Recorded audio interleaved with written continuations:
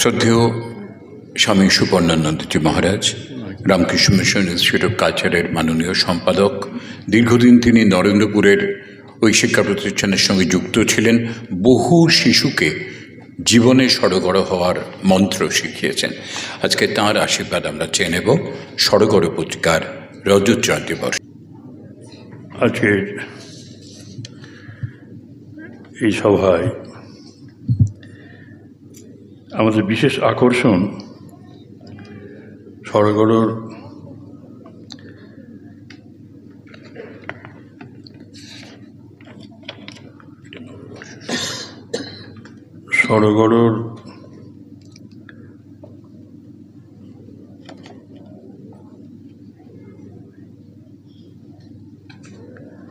Silver jubilee, তাই তো? Silver jubilee তো 25 বছর পূর্তি উপলক্ষে সমবেত হওয়া আমাদের আজ এই সভায় মঞ্চে উপস্থিত আছেন আমাদের পরম শ্রদ্ধেয় পবিত্র সরকার মহাশয় আছেন, বামাপ্রসাদ বাবু। আমি তাদের আমার শ্রদ্ধা এবং প্রীতি, ভালোবাসা, নমস্কার জ্ঞাপন করি। আপনারা যারা মঞ্চে আছেন, অন্যান্যরা, এবং এর প্রাণপুরুষ, সড়গড়ের প্রাণপুরুষ অসিতাবাবু, তাকেও বিশেষ শ্রদ্ধা। তিনি প্রায় একক প্রচেষ্টায় এবং অর্থ ব্যয় করে এই পত্রিকাটি বাইরে স্কুলে বিতরণ করেন অল্প মূল্যে, এবং সেখানে ছাত্রদের মধ্যে এই বইটির লেখাগুলি এক সাড়া ফেলে। এটা আমরা বুঝতে পারি, কারণ লেখাগুলোর মধ্যে অনেক নতুন জিনিস, অভিনব সব জিনিস পাওয়া যায়। লেখকের চিন্তা শক্তির প্রকাশ ঘটেছে, আমি দেখলাম। তার ছোট ছোট গল্পগুলি পশু এবং পাখিদের নিয়ে অত্যন্ত মনোজ্ঞ হয়েছে, এবং পড়তে দু একটা পড়লাম, শুরু করে ভাবছিলাম যে কোথায় গিয়ে শেষ হবে। শেষ হচ্ছে সবগুলোই দেখছি একটি আদর্শকে সামনে তুলে ধরে, যেটা আমাদের খুবই বেশি প্রয়োজন। সে আদর্শের প্রতি নিষ্ঠাবান হওয়া। গল্পের মাধ্যমে একটা তত্ত্ব তারা এই পত্রিকার মাধ্যমে প্রচারিত হচ্ছে স্কুলে স্কুলে। এবং আরও কথা, এদের মধ্যে শুধু যে পত্রিকা প্রকাশ করাটাই আসল ব্যাপার তা না, এবং পত্রিকার আড়ালে গত 25 বছর ধরে এই প্রতিষ্ঠান অনাথ শিশু, পথ শিশু, অন্ধ শিশুদের সাহায্যার্থে পাশে দাঁড়িয়ে কাজ করে চলেছে। আমার প্রথম ধারণা হয়েছিল যে এটি ওদের শিশুদের নিয়ে কাজ, শিশুদের মধ্যে এর আনাগোনা। সেটা একদিক দিয়ে সত্য, কিন্তু শিশুরা প্রত্যক্ষভাবে তাদের সঙ্গে নেই। আমাদের এই অনুষ্ঠানে আমি তো ভেবেছিলাম বেশ কিছু শিশুদের পাবো। অবশ্য 25 বছরের যারা শিশু ছিল তারা এখন অনেক বড় হয়ে গেছে, তারা এইসব জায়গাতে এখন আসবে না, শিশুর ভাব আর তাদের নেই। তবে সড়গড়ের ভাবনাটা তাদের ভেতরে প্রবেশ করলে আমরা খুশি হব, তারা যেখানেই থাকুন। তা সেই জন্য ভাবছিলাম যে সড়গড় এর ব্যাখ্যা আমরা শুনলাম নানা রকম। আমরা সড়গড় মানেটা তো এইরকম বুঝি যে সাবলীল হওয়া, স্বচ্ছন্দ হওয়া। আমি খুব স্বাচ্ছন্দ্য অনুভব করি। এখনও এটা সড়গড় হলো না, মানে রপ্ত হলো না। আমাদের অনেক সময় সম্পর্কগুলো রপ্ত এখনো হয়নি। বাবার সাথে মায়ের, ছেলের সাথে মায়ের, ছেলের সাথে বাবার, ভাই বোনের, পাড়া প্রতিবেশী, পশু পাখি গাছপালা এদের সাথেও সম্পর্কগুলো সড়গড় হয়। আপনি যদি সকালে ব্রেকফাস্টের সময় কিছুদিন প্র্যাকটিস করেন, যারা আসে পশু পাখিগুলো ঘুরছে, উড়ে বেড়াচ্ছে, কিছু ছড়িয়ে দিলে তারা আসবে, দেখবেন এলে পরে গ্রামে থাকেন, হয়তো শহরেও থাকেন, পাখিটা কি আছে, বা যেখানেই বসে থাকুন না কেন পার্কে, এদের সাথে আমাদের মিলন দরকার, বন্ধুত্ব দরকার। সেটা সড়গড় হয় তখনই, অর্থাৎ সাবলীল হয় তখনই যখন এরা নির্ভয়ে আপনার কাছে আসবে। এটা প্রকৃতির সঙ্গে মিশবার একটা ক্ষমতা আমাদের ভেতরে দিয়ে দেয়। যদি প্র্যাকটিস করি ক্ষমতাটা আসে, এবং সেই ক্ষমতার বলে কিন্তু আপনি নিজেকে চিনতে পারবেন, নিজের সঙ্গে আপনার ভালো বোঝাপড়া হয়, স্বার্থপরতা চলে যায়, তখন নিজেকে আপনি ছড়িয়ে দেন, সকলের আনন্দ নিজের আনন্দ হয়, সকলের দুঃখ নিজের দুঃখ হয়, এবং এইভাবেই আমাদের জীবন উন্নত হবে। সড়গড় হওয়া সব জায়গায়, সবার সাথে সম্পর্কটা যেন কঠিন না হয়। এবারে পশু পাখি সব গাছে চলে আসবে, মানে হাতে চলে আসবে, গায়ে চলে আসবে, হাত থেকে খাবার খাবে। আমরা এক সময় বেলুড় মঠে ট্রেনিং সেন্টারে ছিলাম, আমাদের সঙ্গে একটি জাপানিজ ব্রহ্মচারী ছিল, সে এখন সিঙ্গাপুরে আছে। তা সে একদিন আমাকে বলছে যে, দেখুন মহারাজ, এই যে এখানে এত স্কুইরেল ঘুরছে, মানে আমরা ট্রেনিং সেন্টার থেকে এখানে ক্লাস হয়, আমরা থাকি, আমরা গঙ্গাতে চান করতে আসতাম এবং মন্দিরে আসতাম, ডাইনিং হলে খেতে আসতাম। তা গাছে আম গাছগুলো সব ছিল, সেখান থেকে সব কাঠবিড়ালিগুলো এসে আমাদের কাছে দাঁড়াতো, কিছু চাইতো। তা কারো কাছে একদম চলে আসতো, হাত দিয়ে তাদের কিছু খাবার দিত বা গায়ে হাত বুলিয়ে দিত। তখন ওই সাধু, এই ব্রহ্মচারী আমাকে বলছে, দেখুন মহারাজ, যে you will never imagine this sort of relation with this squirrel specially, they are very clever and they are afraid of human beings in Japan. জাপানে এই জিনিস তুমি কখনো দেখবে না, দিস ইজ ইন্ডিয়া। ওরা গাছেটা একটু ঘুরে বেড়ায় করে, আবার আমাদের সেই ছোটো ছোটো নেউল থাকে, সেগুলো তো ঘরে ঢুকে পড়ে, এবং কেউ নেউলের বাচ্চাকে ধরে পুষতে শুরু করলো, রেখে দিল, সে ঘুরে ঘুরে বেড়ায়, সকলের কাছেই যায়। আমি এটা বলছি যে এগুলো একটা অপার্থিব ব্যাপার, এগুলো আসছে কিন্তু এই সড়গড় হওয়ার ব্যাপার থেকে। আমি এদের সাথে সহজ হতে পেরেছি। সহজ হওয়া খুব কঠিন, ভেতর থেকে হিংসাটা চলে যাবে, সেটা ওরাও বুঝবে, ইনজেক্টেড হয়ে যাবে ওদের ভেতরে। তা আমাদের এখন পারিবারিক সম্পর্কগুলো অত্যন্ত বিসদৃশ হয়ে উঠেছে, সড়গড় হওয়া দরকার। বিশেষ করে মায়েদের অবস্থান সংসারে, বাবাদের অবস্থান। আমরা এখন জয়েন্ট ফ্যামিলি নিয়ে থাকতে পারি না, মানে বাবা মার ফ্যামিলিটাও জয়েন্ট ফ্যামিলি হয়ে যাচ্ছে। ছেলে বিয়ে করলো, বৌমা বাড়িতে এলো, একটা ছেলে হলো, তারা আলাদা থাকবে। এটা আমেরিকান কালচার, ব্যক্তিকেন্দ্রিকতা। এর বিরুদ্ধে বড় প্রতিবাদ সড়গড় হওয়া, সড়গড় আমাদের হতেই হবে। এছাড়া মানুষে পশুতে, পাখিতে মিলন হয় না। সে একটা স্বামীজির বইতে আছে, একটা কথা আছে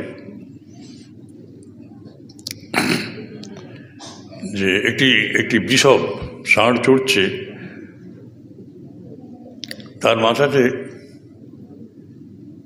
একটা তো পাখি এসে বসেছে, পাখিটা বসে ভাবছে যে আমার ভারে বোধহয় ওর কষ্ট হচ্ছে। বলছে, ষাঁড় ভাই তোমার কি খুব কষ্ট হচ্ছে? মশা বসেছে কি পাখি বসেছে? তখন ষাঁড় হচ্ছে যে, আরে তুমি আছো আমি সেটাই জানি না, তুমি স্বচ্ছন্দে থাকতে পারো। You can stay on my horn, on my head, and if you on my horn, ষাঁড় তো তার শিং আছে, and if you so like, you can bring whole your family and live on it. পুরো তুমি সংসারকে নিয়ে বাস করো, আমার কোনো অসুবিধা নেই। আমরাও যখন দেখি একটা গরু চড়ছে, তার উপরে একটা কাক বসে ঠোকরাচ্ছে তার পিঠে, আমরা কি ভাবি? দেখলে অস্বাভাবিক ভাবে একটা ছবি তুলে নিই। এই ছবিটি বিসদৃশ্য থেকে সাধারণ মানুষের চোখে, সেই জন্য ছবি তুলছেন, একটা আশ্চর্য দৃশ্য। শ্রীরামকৃষ্ণ বলছেন যে আমি যখন দক্ষিণেশ্বরে বসে থাকতাম, সে পাখিরা এসে মাথার থেকে খাবার খেত খুঁড়ে খুঁড়ে। সব আমি তো মাথায় পুজোর সময় চাল দিয়েছি, এইসব খুঁড়ে খুঁড়ে খেত নির্ভয়ে। এই অভয়ের বাণী মানুষকেই তো প্রচার করতে হবে না? অভয়ের বাণী আর কে প্রচার করবে? সব প্রাণীকে অভয় দেয়া, এটাই হচ্ছে সবচেয়ে বড় কথা। লেখার মধ্যে দিচ্ছেন। তারপর ওই যে লেখাপড়া করার জন্য এইসব ছোটো ছোটো যারা সমাজে সেইভাবে অক্ষম, তাদের জন্য এসব দিচ্ছেন। এটা খুব ভালো কথা। আমরা রামায়ণে পাই সেই হনুমানকে দিয়ে আজকাল আমি জানি যে কেরল প্রদেশে হনুমানকে শিক্ষিত করে দিয়ে সেখান থেকে নারকেল পাড়া হয়, জানেন তো? নারকেল পাড়া খুব কঠিন, গাছে ওঠা। হনুমানকে দিয়ে নারকেল পাড়ায়, জানেন? তা কীভাবে মানে তাদের সাথে সম্পর্কটা হয়েছে। এরা পোষ মানে, তার জন্য আপনাকে আমাকে কসরত করতে হয়, লেগে থাকতে হয়, এবং আনন্দ পাওয়া যায় তাতে। তা হনুমান তো বিশাল সৈন্য সামন্ত ছিলেন, হনুমানের দল সৈন্য সামন্ত রূপে খ্যাতি লাভ করেছে রামচন্দ্রের। তা সেই হনুমানদের আমরা তো অস্বীকার করি, আমরা কোনো কাজে লাগাই, দেখলে পরি মারধর করি, তারা হয়তো দলছুট হয়ে চলে আসে কখনো আমাদের এই সমাজে, তখন গণ্ডগোল হয়। তাদের যে আসল হ্যাবিটেট, সেখান থেকে তারা বিতাড়িত হয়, আসে। তারা কি মরতে আসে? তারা তো বাঁচবার জন্য আসে, এবং আমরা ভয় পাই। আমাদের সে ভেতরে সহিষ্ণুতা নেই, সম্পর্কের মেল নেই। দেখুন, রামচন্দ্র যুদ্ধ জয় করলেন। আমি জানি না এটা অন্যরকমভাবে, আমরাও তো প্রচুর আছে, তাদের শিক্ষিত করে সৈন্য দলে পাঠাতে পারি, নানা রকম হতে পারে, কেন হবে না? তো তিনি সীতাদেবীকে খুঁজতে গিয়েছিলেন, বিশাল শক্তিধর ব্রহ্মচারী, পবিত্রতার মূর্তি, স্বামীজি কত কি বলছেন। এবং সেই হনুমানজি সীতাকে অশোকবনে দেখেছেন, অনেক খোঁজাখুঁজির পর পেয়েছেন। অন্যরা সব যখন চলে গেছে, তখন একটা ছোট্ট বাঁদরের রূপ ধরে, ছোট্ট বানর চুপ করে পড়ে গিয়ে বলছে, মা আমি এসে গেছি, তোমার আর ভয় নেই। মা আমি এসে গেছি, তোমার আর ভয় নেই। বলছে, কে তুমি? নিদর্শন দেখিয়েছেন, রামচন্দ্র দিয়েছেন তার গয়না, সেটা দিয়েছে, বিশ্বাস হয়েছে। তুমি এইটুকু বানর, তুমি কি করবে বাবা? তখন হনুমান বলছেন, মা ছেলে তো ছোটই থাকে, মায়ের দৃষ্টি পড়লেই ছেলে বড় হবে, ব্যাস। এটা একটা দারুণ কথা। আমরা মায়ের দ্বারা প্রতিপালিত হয়ে মাতৃ গর্ভ থেকে বেড়েছি, ভূমিষ্ঠ হয়েছি, এবং মায়ের পরিচর্যায় বড় হয়েছি। সেই মায়ের সম্মান আজকে আমাদের সংসারে নেই। এই সম্পর্কের পুনঃস্থাপন হওয়া দরকার, সড়গড় হওয়া দরকার, একেবারে সাবলীল হওয়া দরকার। আমাদের বুদ্ধিতে যেগুলো ঢোকে না, যার জন্য সংসারে এইরকম আজকে বিশৃঙ্খলা, মায়ের সম্মান নেই। অথচ মাই তো আমাদের সব। মাকে যেদিন আমরা শ্রদ্ধা ভক্তি করতে পারবো, তার সঙ্গে তার কাছে তো আমাদের কোনো কিছু গোপনীয় নেই, কোনো গোপন কথা নেই। তারই গর্ভে আমরা ছিলাম। সেখান থেকে বেরিয়ে এসে আমাদের গোপনীয়তা কেন থাকবে? মাকে সব কথা বলা যায়। এবং মা কোনো রকম অপমান না করে, কিছু মনে না করি, বিরূপ কোনো মনোভাব না রেখে সন্তানের কাছে এসে ধরা, সে মায়ের প্রতিষ্ঠা হলে পর আমি তো জানি মা থাকলে পরে মা ঠিক থাকলে পরে আমাদের জীবন খুব সহজ সুন্দর হবে। বাবার সাথে সম্পর্ক ভালো হবে, পাড়া প্রতিবেশী সব। মায়েরা হচ্ছে ভালোবাসার প্রতীক, সহ্য শক্তির প্রতীক।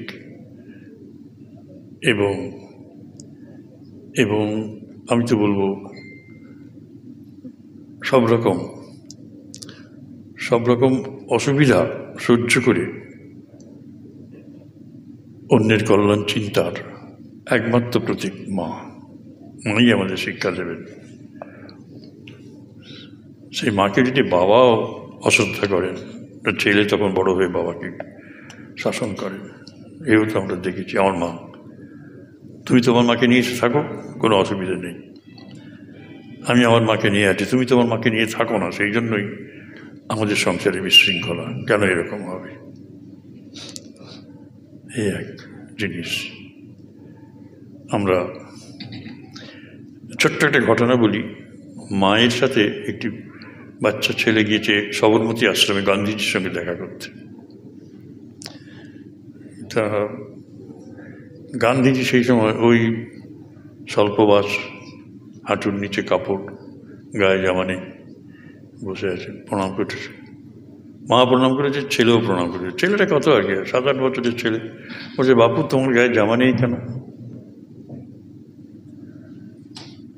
তো বাপু বলছেন যে আমার জামা নেই, আমি যদি জামা পরি তাহলে আমার ভাই বোনেরা আমাকে গালাগালি দেবে, আমার ভাই বোনেরা রাগ করবে। বলছে আমি মাকে বলে দেবো তোমাকেও জামা দেবে আর তোমার ভাই বোনেদের জামা দেবে। উনি বলেন, আমার ভাই বোনেদের তোমার মা জামা দেবে? তুমি জিজ্ঞেস করো, কী করে দেবে? তা বললো, কেন, তোমার ভাই বোনের সংখ্যা কত? বলে 30 কোটি। তখন বলছে, না, তা পারবে না, আমার মায়ের অত কিছু নেই। মায়ের প্রতিও তার সহানুভূতি আছে, কিন্তু মায়ের প্রতি বিশ্বাসটাও রয়েছে, আমার মা সব করে দেবে। মা পরে বেরিয়েছে, তাকে বলল, ব্যাপারটা খুলে বলে দিল, যিনি জাতির পিতা, দেখুন ইনি জাতির পিতা। পিতা যদি সেজে গুজে বসে থাকে, একটা ফ্যামিলির পিতা আপনি শুটেড বুটেড হয়ে, মানে সেন্টেড সব সেন্ট ফেন্ট মেখে ঘুরে বেড়াচ্ছেন, আপনার ছেলেদের পায়ে জামা নেই, জুতো নেই, জামা নেই গায়ে, অন্ন নেই, আপনি পারেন? বলে, দেখো বাবা, পিতা হিসাবে, জাতির পিতা হিসাবে তিনি সবার পায়ে যদি জামা, জুতো, কাপড় সব পরিমাণ মতো না থাকে, তাহলে পিতা হিসাবে তিনি ব্যর্থ। সেই জন্য তারা যেমনভাবে আছে উনি সেইভাবে আছেন। আমরা জানি না সেই ছেলে কত বড় হয়েছে, মা তাকে বুঝিয়ে দিলেন। সুতরাং সম্পর্কগুলো আমরা মিছিমিছি জটিল করে ফেলেছি, কঠিন করে ফেলেছি, কর্কশ করে ফেলেছি, যেটা মোলায়েম করা দরকার।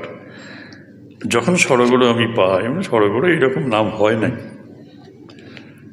বুঝলাম যে ব্যঞ্জনা, এর মাধুর্য, শুধু ব্যঞ্জনা মাধুর্য নয়, এর প্রয়োজনীয়তা। তাই আমি সড়গড়ের যারা প্রাণ পুরুষ, অচিতাবাবু, এরা সব, আমি তাদেরকে সাধুবাদ জানাই, এরকম একটা নাম তারা সংগ্রহ করেছেন। সকলের সঙ্গে সম্পর্ক। এখানে আমি একটা কবিতাও দেখছিলাম, যে সড়গড়তে কালের বাস, ময়ূরটিয়া রাজহাঁস, বাগদাদু, সিংহ মামা, কুমির, মাছ আর মৎস্যরাঙা, হিপ্পো আছে, জেবরা, জিরাফ, ক্যাঙ্গারু আর অজগর সাপ। ওহো, সে তো আমার জানা সড়গড় এক চিড়িয়াখানা, ছোট বড় সবাই সড়গড়ে পায় ঠাঁই। এই নবনীত দেবসেন এটা ছোট্ট একটা ছড়া লিখে দিয়েছেন, এটা চেপেছেন। খুব সুন্দর ছড়াটা, আমার ভালো লাগলো। সবাই ছোটো বড়ো সবাই ঠাঁই পাবে। আমরা নাতির সাথে ব্যবহার করি ভালো, নাতি বড় হয়ে গেলে পরে দাদুকে আর পছন্দ করে না, ওরা আছে কেন এখানে, আমাদের বাড়িতে ওরা আছে কেন, ব্যাস এরকম হয়েছে আমারই ছাত্রদের মধ্যে। ছোটোর পাশে বড় বসে, পাটনা মেলি পাখি আসে, সুন্দর জিনিস, ইমেজারি সব আমাদের কল্পনার রাজ্যে যেন ছড়িয়ে মানে পৌঁছে দেয়, কিন্তু সেটা বাস্তব হয়ে উঠতে পারে এবং আমাদের জীবনগুলো মধুর হয়। এবং যদি ব্রেকফাস্টে একটা কাক এসে আপনার একটু আপনি দূরে গেছেন, আপনার হরলিক্সের গ্লাসে যদি মুখ ডুবিয়ে একটু চুমুক দিয়ে খায়, আপনি রেগে যান, বলে আমার খাওয়া হলো না। কিন্তু আপনি যদি প্রত্যেক দিন ওইভাবে করেন তাহলে বলবেন যে তোমরা দেখে যাও, এ আমার পোষ্য হয়েছে, এ আমার আমার আমার আশ্রয়ে আছে, আমাকে ভালোবাসে, আমি ওকে ভালোবাসি। এটা একটা ঘটনা হয়ে যাবে। এই লোকেশ্বরানন্দজি এখানে অনেকদিন ছিলেন, নরেন্দ্রপুরে যখন থাকতেন, তার হাত থেকে সব পাখিরা, বিভিন্ন পাখি কাক সব এসে খাবার নিয়ে যেত, ছবিও আছে, আমরাও দেখেছি। আমরা গেলে পালিয়ে যেতাম, কিন্তু আসে এই যে নির্বৈর ভাবটা, আপনজন ওরা, তাই তো, ওরা আমার আপনজন, উনি আমার আপনজন, ওরা আমার ভয় কি, আপন বোধ। অনেক কথা বলে ফেললাম, এত সময় না আমার উচিত হয়নি, ক্ষমা চাচ্ছি। নমস্কার। আমাদের আন্তরিক কৃতজ্ঞতা স্বামী সুবর্ণানন্দজিকে।